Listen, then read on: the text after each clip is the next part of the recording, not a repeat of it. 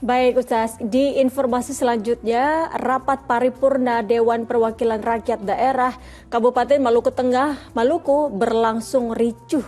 Sejumlah anggota DPRD bersih tegang, bahkan nyaris baku hantam.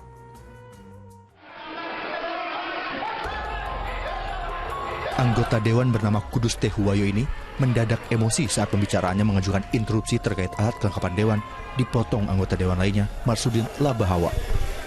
Padahal, rapat paripurna laporan pertanggungjawaban akhir masa jabatan Bupati Maluku Tengah, Abu Atwasikal, baru saja resmi dibuka oleh Ketua DPRD Maluku Tengah. Akibat kericuhan, rapat paripurna laporan pertanggungjawaban masa akhir jabatan Bupati Maluku Tengah ditunda dan baru dilanjutkan setelah situasi kembali tenang. Ricuh pada sidang DPRD Maluku Tengah bukan kali ini saja terjadi. Sebelumnya, kericuhan juga terjadi saat sidang laporan pertanggungjawaban APBD tahun 2020 lalu. Zuhri Samaneri melaporkan dari Kabupaten Maluku Tengah, Maluku. Ya, sungguh disayangkan sekali kericuhan yang dilakukan oleh para wakil rakyat yang seharusnya memberikan contoh yang baik kepada masyarakat. Seharusnya tentu saja kita harapkan bisa dilakukan musyawarah dengan baik agar satu sama lain bisa saling mendengar dan juga menghargai. Ustaz Erik, bisa beri tanggapan ya Ustaz terkait informasi tadi? Ya, memprihatinkan.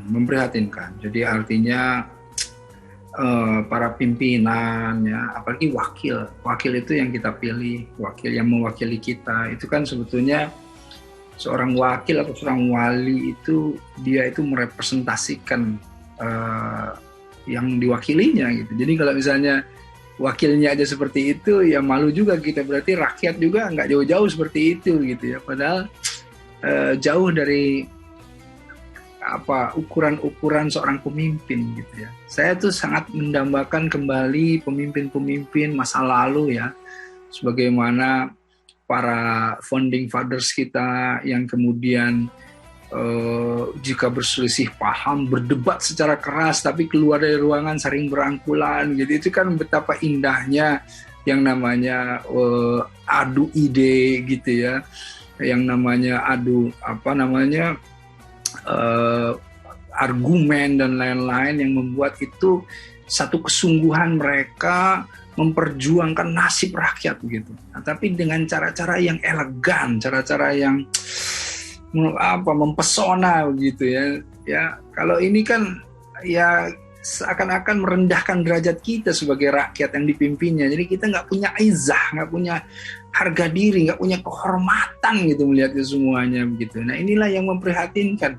Ya jelas kalau misalnya nggak mampu ya mundur saja lah. Ya ayyuhalladzina amanu la takhunullaha wa rasulahu wa takhunu amanatikum wa antum ta'lamun. Hai orang-orang yang beriman, jangan kamu mengkhianati Allah dan Rasul.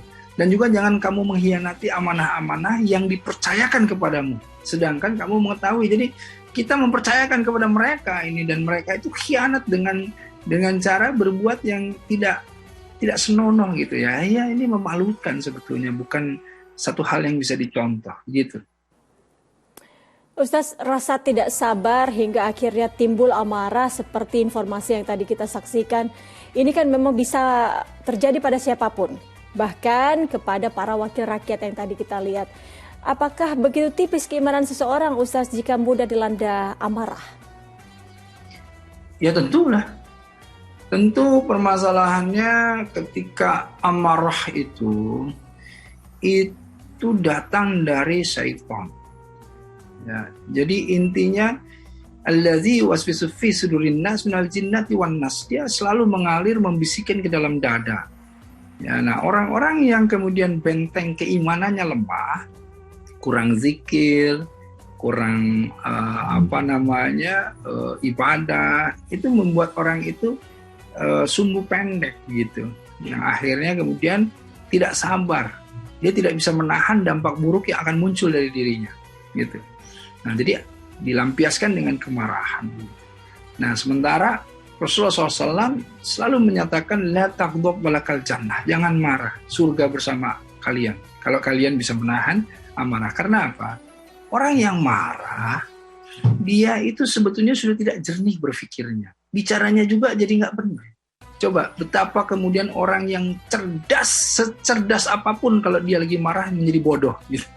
Karena dia tidak lagi bisa jernih berpikir, dia bicaranya juga kemudian ngawur dan lain-lain gitu. Nah, inilah ya kenapa sebetulnya Islam itu selalu menjaga agar supaya orang jangan marah dengan selalu mengingatkan beristighfar agar supaya bisa tetap dalam kesabaran. Gitu.